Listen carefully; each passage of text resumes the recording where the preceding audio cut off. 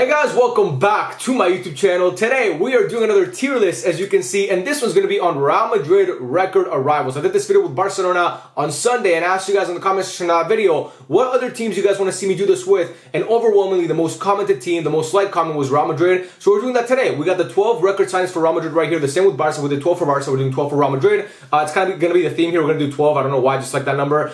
Starting obviously with Orlan, Mendy, then it goes Eder Militao, Luis Figo, Luka Jovic, Kaka, James Rodriguez, Zinedine Zidane, Chouameni, Cristiano Ronaldo, Gareth Bale, Jude Bellingham, and Eden Hazard. We got the 5 tiers on the side today. We got Club Legend, looking good, looking bad, it's complicated, and flop. Obviously, Club Legend, we know what that is. Looking good and looking bad. Same as the Barca video, it's reserved for players who are currently still playing for Real Madrid, and I don't really want to call them flops where they're still at the club, and I also can't call them Club Legends. And then we got flop, obviously you guys know what that means, but we got a new one today. It's called It's Complicated. For Barca, we didn't have this tier because I feel like Barca, unlike Real Madrid, our signings are either Club Legends or they suck. There's really no middle ground. But for Real Madrid, as you guys can see right here, or as I'm going to explain in the video, there is kind of like some players here who fall into that middle ground where they're not Club Legends, but they're not flops. So yeah, we're gonna get into that when we go through those players. But yeah, I hope you guys enjoy this video. Any other players you guys want to see me do this with, let me know in the comment section.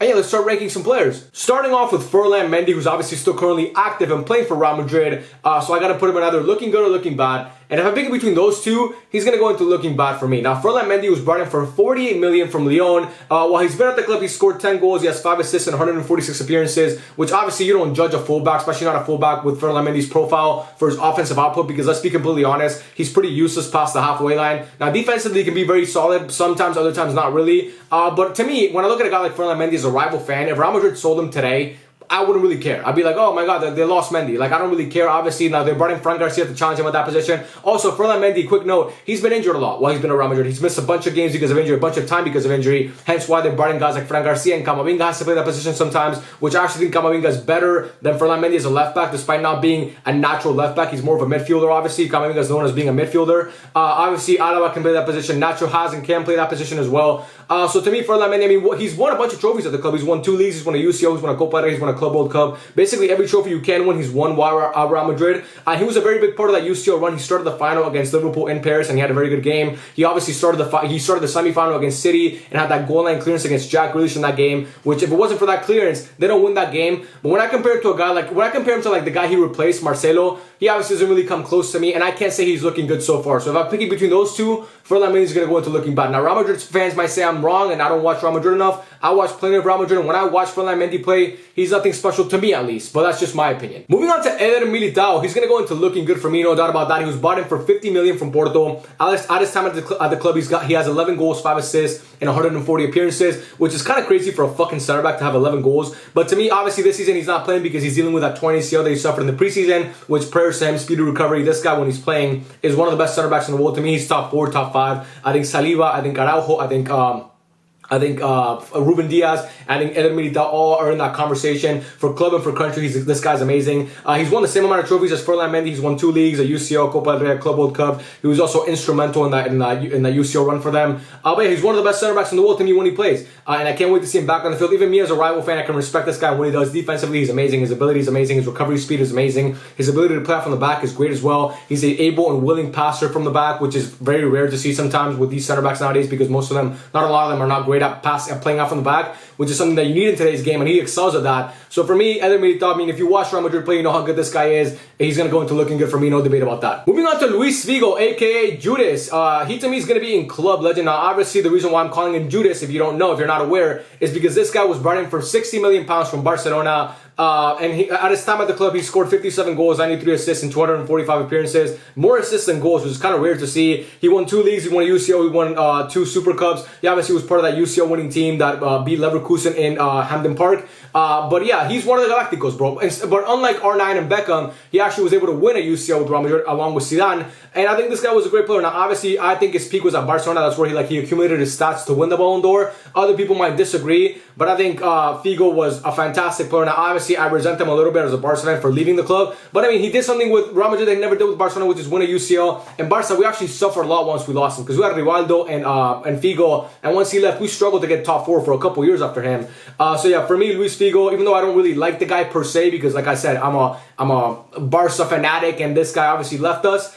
I think when you look at these stats, 57 goals, 93 assists, all the trophies he won. I mean, the guy had, even when the Galacticos were falling off and shit, he was still one of the only few bright spots in that Galactico team. I mean, he was one of the ones that still was a good player, in my opinion. So for me, Luis Figo is going to go into club legend. Moving on to Luka Jovic. I mean, there's no doubt about this. He's going to go into flop for me. Luka Jovic, he was brought in for 63 million pounds from Frankfurt. He's the definition of a one-season wonder. He had that great season at Frankfurt, and then, you know, he went to Real Madrid. He had 3 goals and 5 assists and 53 appearances for the club. He won 2 leagues. He won a UCL. He won 2 Super Cups.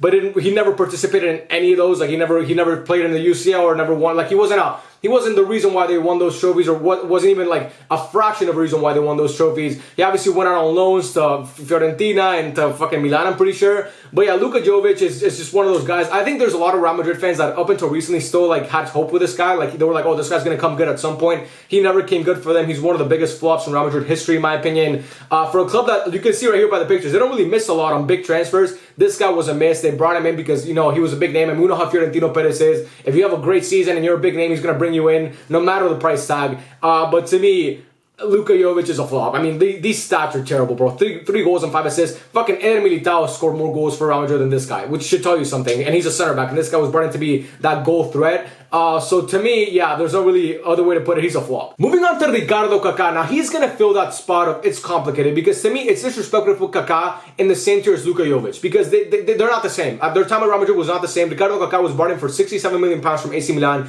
At a time, he was brought in 2009, the same transfer window as Ronaldo and Xabi Alonso and Benzema, where he was looked at as honestly the 3rd best player in the world. He was that good at the time. Obviously, he had won the last Ballon d'Or before Messi and Ronaldo did. And this guy was amazing. One of the best playmakers in football. I mean, honestly, this guy was fucking insane. You guys know how good prime Kaka was. And Real Madrid thought they were getting that player. But, I mean, his first season at the club, he did pretty good. By the way, his stats for Real Madrid are actually pretty fucking decent. 29 goals, 39 assists, and 120 appearances. He won a Copa del Rey with them. No, not Copa del Rey. He won a league title with them, obviously, in 11-12 with that Mourinho season. But to me, and also Copa del Rey, actually. He won a Copa del Rey in a league title. Kaká was a guy who, prior to the 2010 World Cup, he was injured. And he played the 2010 World Cup dealing with an injury. And then he came back and he missed a bunch of games to start that season in 10-11 because he was dealing with injuries. And for a guy like Kaka, who, if you watched him at Milan, yes, he was a very technically gifted player, but his game relied a lot on explosiveness and speed, because this guy was rapid with the ball. I mean, with the ball, he was one of the fastest players in the world. And when your knees give up on you, there's really not much you can do.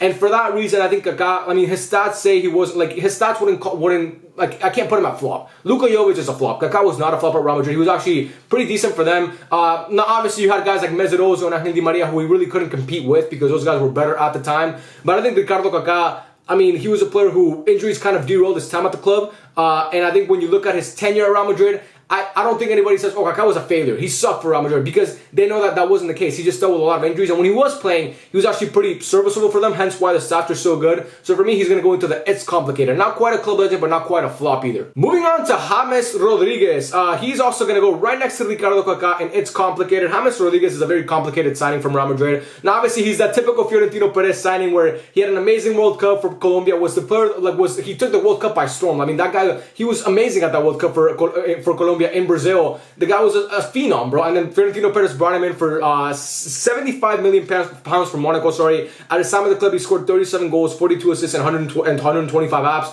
which is a great record, by the way. And this guy, like, his first season at the club, he won midfielder of the season in La Liga, over guys like Rakitic and Xavi, Iniesta, and Busquets, and Modric, and Cruz's teammates. He was that good that season.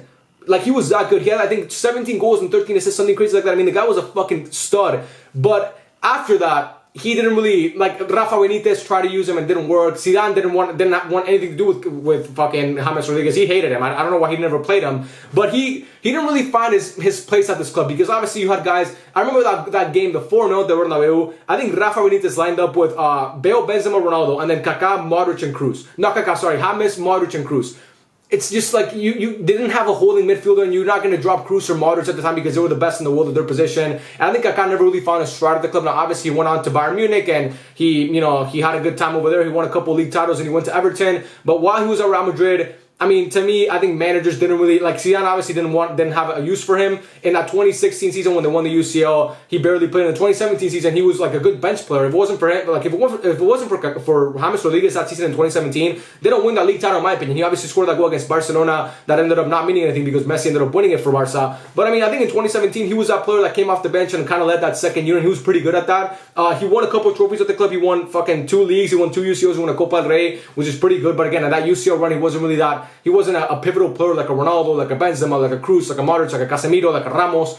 But I think it's, like I said, I'm not going to put James Rodriguez in the same fucking category as Luka Jovic because they're not the same caliber of player and their tenure at the club wasn't the same. So for me, like I said, James Rodriguez, a fantastic, fantastic player. Is he the best player ever to play for Real Madrid? Not even close. But is he one of the worst? Not even close. So to me, it's complicated with him. Moving on to Zinedine Zidane, another guy who's going to go into club legend for me along with his teammate Figo. Zinedine Zidane was brought in for £78 million from Juve. In his time at the club, he scored 49 goals, 68 assists in 227 appearances. He won a league, he won a UCL, he won 2 Spanish Super Cups. Obviously scored that iconic goal at Hampden Park in the 2002 UCL final against Leverkusen, the one that I mentioned with Figo, of course. They played obviously together on that team. They were both in the starting 11. Zinedine Zidane, obviously the Ballon d'Or winner, Juventus. Now, to me, his peak was at Juve, not at Real Madrid, but he was obviously a Galactico, bro. Fantastic player. We all know how good Zidane is. One of the greatest players of all time. The guy was elegant with the ball. He was fantastic. He was just a beauty to watch. And yeah, I'm not really going to talk much about Zidane because we know how good he is. He's going to go into club legend for me. Moving on to Orlan Tchouameni. Is that how you spell it? Orlan or Orlan? I don't know. Tchouameni, to me, is going to go into looking good. Now, obviously, right now, he's currently injured. But when this guy plays, he's amazing. He was brought in for £80 million from Monaco. In his time at the club, he scored 1 goal and 4 assists in 64 appearances. Now, obviously, he's a holding midfielder. We're not going to judge a holding midfielder by his goals and assists. Last season, he wasn't really that productive or like that good in my opinion. But he wasn't bad by any means. But he wasn't like 80 million good. But this season, when he's been playing, bro, he was amazing. Before he got injured, he was fucking amazing. He was one of Real Madrid's best players. And I think this guy's going to be a future legend. Honestly, a future legend of that club because he's that good of a player. He is that good of a player. This guy's fucking insane. Defensively, he's amazing. In the air, he's amazing. He can pass. I mean, he can shoot the ball as well. We remember that goal he scored against England in the World Cup in Qatar. Yeah, this guy's amazing to me. He's just a very good player, very technically gifted. And the guy's going to be part of that Real Madrid midfield core for a long time to come. When he was brought in from Monaco, I was actually thinking that Barca maybe could get him, but obviously we're not going to fucking pay $80 million for a player because we're broke. But obviously Real Madrid ended up getting him, which I'm kind of pissed about. He was going to go to Liverpool originally, I'm pretty sure. He was going to go to Liverpool and the Real Madrid, the Real Madrid offered him. He was like, oh yeah, I'll go to Real Madrid and Liverpool. So he went to Real Madrid. He's won a league, obviously. He's won a UCL, and he's won, he's won a Copa del Rey and a Club World Cup. Sorry, he did not win a league or UCL. He just got here last season. So he's won a Club World Cup and a Copa del Rey, which is pretty good, and we'll see what he does this season. But so far, to me, Tchouameni is going to be looking good. A fantastic player. Moving on to Cristiano Ronaldo, aka Ronnie. I mean, there's no debate about this. Club legend, the club legend, in my opinion, for Real Madrid. Just look at these stats. By the way, Real Madrid paid $94 million for him to come from United, obviously, where he was like arguably the best player in the world. Actually, no, he was second best in the world when they bought him behind Messi, but still a top 2 player in the world. Had won a Ballon d'Or literally a year before that. Look at these stats: 450 goals, 131 assists, and 438 appearances. Fucking 531 goal contributions and 438 appearances is fucking insane, bro. I mean, this guy is the club legend for Real Madrid, the greatest club in history to many people, and he's the best player to play for that club. Even though he's not a homegrown talent per se, it doesn't fucking matter. I mean, the guy he broke every record. He has 4 UCLs, he won 2 leagues, he won 2 Copa del Reys, he won 4 Club World Cups, he won 4 Ballon d'Ors while being at the club, he won 2 or 3 Golden Boots. The guy's insane. I mean, his legacy speaks for itself. Right? I mean, the greatest Champions League player of all time. The guy just dominated that campaign, that tournament with that club for such a long time. I mean, he's a legend of the club, bro. When he was brought in for United, I think everybody thought he was going to be a great player, but he exceeded the expectations that they had for him coming in from United. I don't even know how that's possible because he was a record transfer like at the time in football history. And the guy just, he exceeded the expectations. He's the club legend for, like I said, to many people, the greatest club of all time. So, yeah, there's no doubt about it. You guys know how good Ronaldo is. He's going to go into club legend, of course. Moving on to Gareth Bale. This is weird to me because I don't know if Gareth Bale belongs in It's Complicated or in club legend. I really don't know which one. I think Gareth Bale is a player who...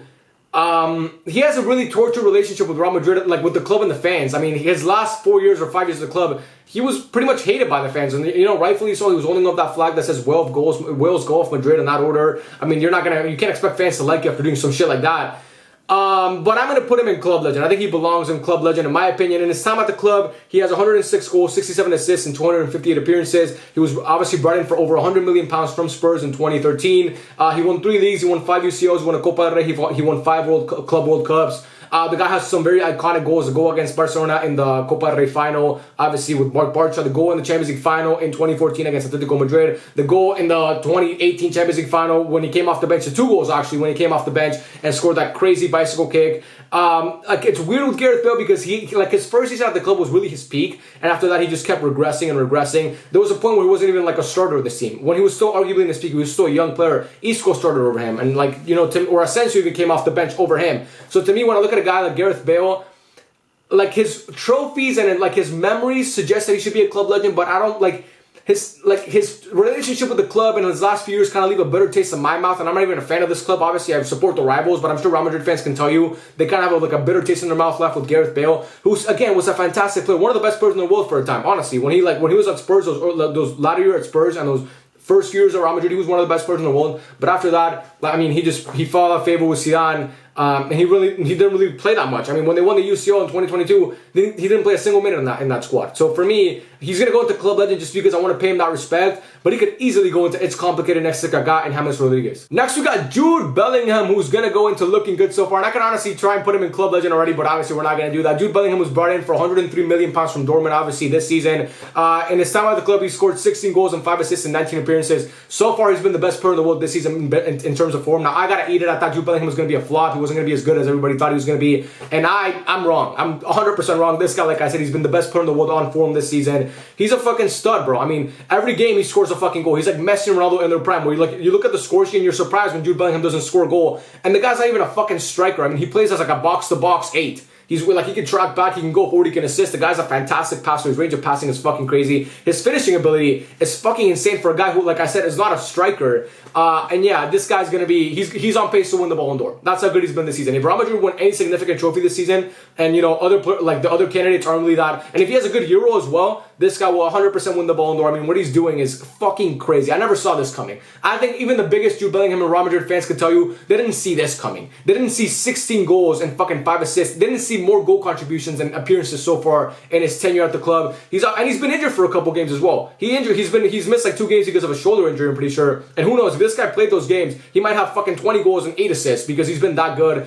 So yeah, to me, Jude Bellingham's gonna go into looking good. The guy's fucking insane. There's really no other way to put it. And then finally, Eden Hazard, arguably the flop of all flops in football. He's obviously going to go into flop along with Luka Jovic. He was brought in for 115 million pounds from Chelsea. Not quite as bad as Coutinho or Dembele or Griezmann, but still a lot of money. He scored 7 goals and 12 assists in 76 appearances while he's been at the club. He won 2 leagues. Didn't really do much for them. He won a UCL, didn't do anything for that. He won a Copa del Rey, he won a Club World Cup. None of those trophies that he won, he was a key contributor to.